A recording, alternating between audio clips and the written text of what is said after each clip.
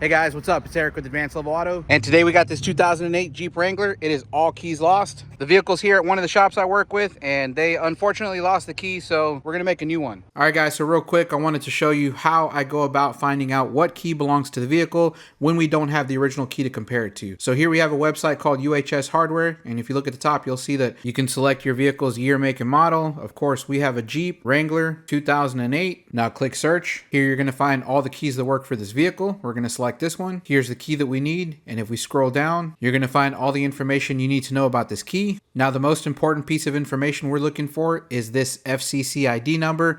You can see that ours starts with an OHT. Now it's important that we make sure to match up the FCC ID because there are different keys that actually look the same. As an example, I'm going to search up a key for a 2006 Jeep Liberty, and as you can see, the key looks exactly the same. However, the FCC ID is different.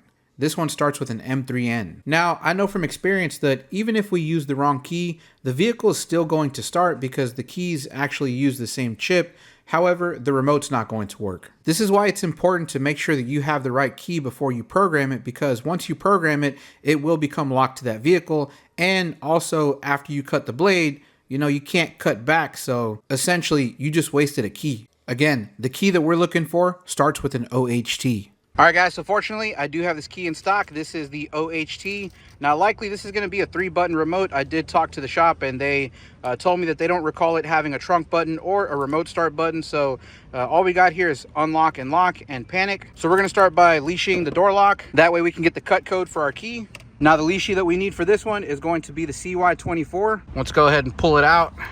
So this is the CY24 leashie. This one works for mostly all Dodge, Jeep, Chrysler vehicles. They basically use the same keyway from the mid-90s all the way up into about 2020. Now luckily this is one of the easier leashies to learn. It's very simple to pick these locks and decode them. So I'm going to start by spraying a little bit of this Houdini into the lock. So I'm going to take the straw and stick it into the keyhole, give it a few sprays.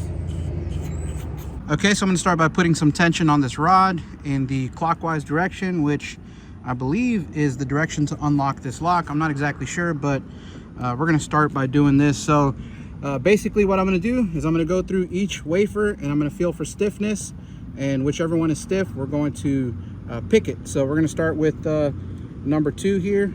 Let's reset this. So let's put some clockwise tension on there. I'm going to check number 2 is bouncy, number 3 is bouncy, number 4 is bouncy, 5 is bouncy, 6 is stiff. We're going to pick it. Now 6 is bouncy. Let's check 7. 7 feels a little bit stiff. Yep, we just picked it. Now let's move to number 8. Number 8 is stiff. We're going to pick it. Let's move back over to 2. 2 is bouncy. 3 is bouncy. 4 is bouncy. 5 is bouncy. 6 is stiff again. Let's pick it. Right there. Let's check 7. 7 feels stiff. Or 7 may actually be a 4 cut, so we're going to skip that and move over to 8. 8 feels bouncy. Let's go back to the beginning. 2 is bouncy. 3 feels stiff, so we're going to pick it right there. 4 feels stiff. Let's go ahead and pick it right there. Then 5 feels stiff. We're going to pick it. 6 is bouncy. 7, again, I think 7 is a 4 cut, so we're going to skip that. 8 is bouncy. 2 is binding, so we're going to pick it right there. 3 was binding right there, so we just picked it, and now we have full rotation. We can now use the leashie to read our cuts.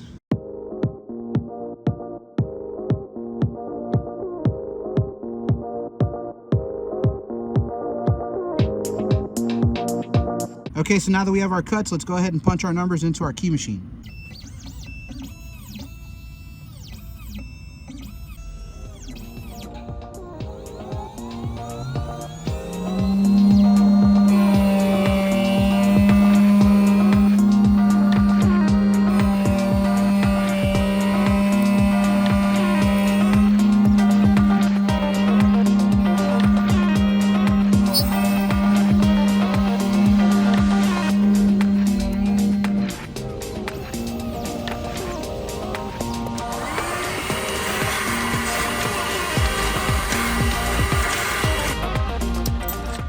Okay, so we're gonna go ahead and try out our test blade, stick it into the lock, Make sure it turns. You guys can see it locks and unlocks. Now let's try it in the ignition. You guys can see it turns on, off. Now the shop disconnected the battery, so that's why you don't see the lights coming on. But yeah, our decode of the lock was successful, so let's go ahead and cut our remote head key. Okay, so we've got the remote head key chucked up in our vise here. Let's go ahead and start the key cutting process.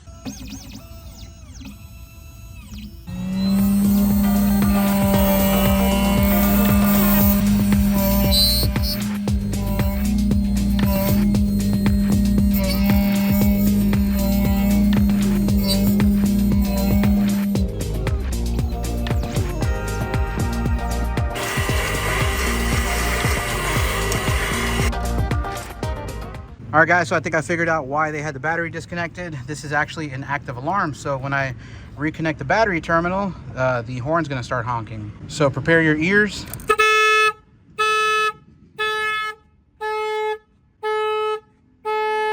Now inside the vehicle, I'm gonna take our new key. We're gonna stick it into the ignition and we're gonna turn the ignition on. I'm gonna go ahead and shut the door. It's really annoying when we have an active alarm, but let's see if we can get past it.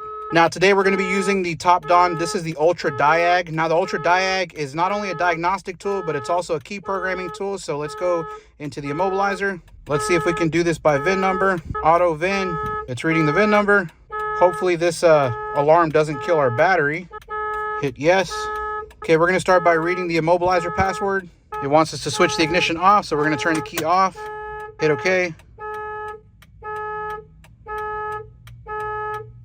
Reading password is not supported by the system. Ah, shoot. Okay.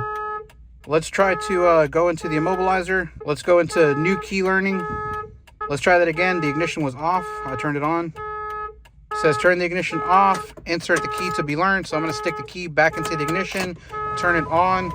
Yes, we want to learn the key. And we don't have the password for this one. So I'm going to have to use a different tool to try to get our immobilizer password, because again, this one says that the immobilizer, it's not supported. Well, let's try it again now that the alarm shut off. Let's see here. Oh, there's our read password. The air conditioning blower also came on. This was not on earlier. I guess when the alarm is active, it locks out a lot of the functionalities. So I guess really all we had to do was leave the ignition on for, I don't know, what seemed like maybe 5 minutes before the horn stopped beeping. Then once it stopped beeping, it seems like it reactivated all the systems on the vehicle, because again, the AC was not blowing when the alarm was going off. And I don't think any of these lights were on in the cluster. And as you saw earlier, while the alarm was going off, it didn't allow us to read the password. Now that the alarm shut off, we got our password. So let's go ahead and go back. I'm going to try to memorize this. 5579. Then we're going to go into the immobilizer, new key learning, hit OK. Well, I guess I didn't have to memorize it. It automatically pulled it up over here. So let's go ahead and hit confirm. Yes, we are confirming that that is the correct passcode. The hazard lights just stopped flashing. You can hear it dinging. It's establishing communication, and our new key is programmed. Would you like to learn the next key? No. Let's go ahead and hit cancel so that we can back out. And I think we're done. Let's just back all the way out of the menu. Okay, so now that our key is programmed, let's go ahead and see if we can start this thing up. And just like that, our new key is now programmed to the vehicle. Now, if you guys didn't know, this style of remote head key, the remote portion actually programs at the same time as when you program the key. So there is no separate function for learning the remote. It learns automatically when you learn the key. So let's go ahead and test it out. I'm going to hit the lock button. You guys can see the door's locked. I'm going to hit the unlock button. The door's unlocked, so the remote works. Let's try to start the vehicle up again. Key works 100%. Now, just for extra measure, I'm going to go into the diagnostic. We're going to read the VIN number, auto VIN, and I'm going to do a full auto scan on all of the modules, and then we're going to clear all of the codes. So we'll hit auto scan. It's now scanning through all of the modules. It's actually moving pretty quick.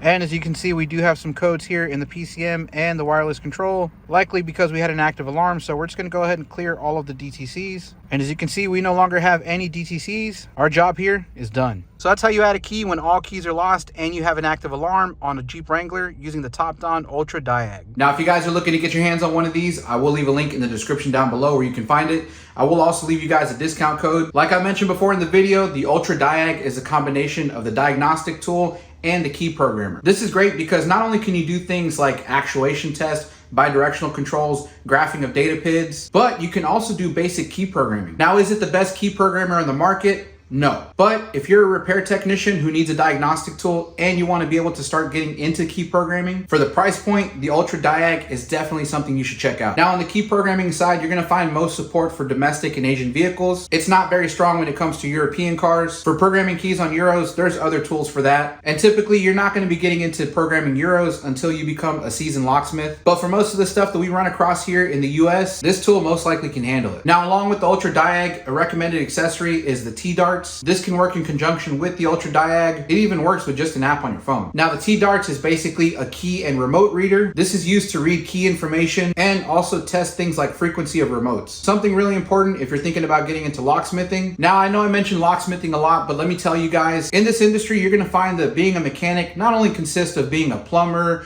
an electrician, a mechanical engineer, but it's also becoming necessary to have a little bit of locksmith experience. The security systems in vehicles today are so integrated into all of the systems that now things like changing a transmission require some type of immobilizer adaptation. Pretty soon, all technicians are going to have some level of knowledge about key programming systems. And along with that knowledge, you're going to have some type of tool that can do the job. So anyways, guys, thank you for watching the video. I hope you enjoyed it. I hope you found it useful, informational, educational, entertaining. If you did, make sure to give it a thumbs up. If you haven't done so already, make sure you subscribe to the channel, hit that notification bell, and I'll see you guys in the next one. Thanks.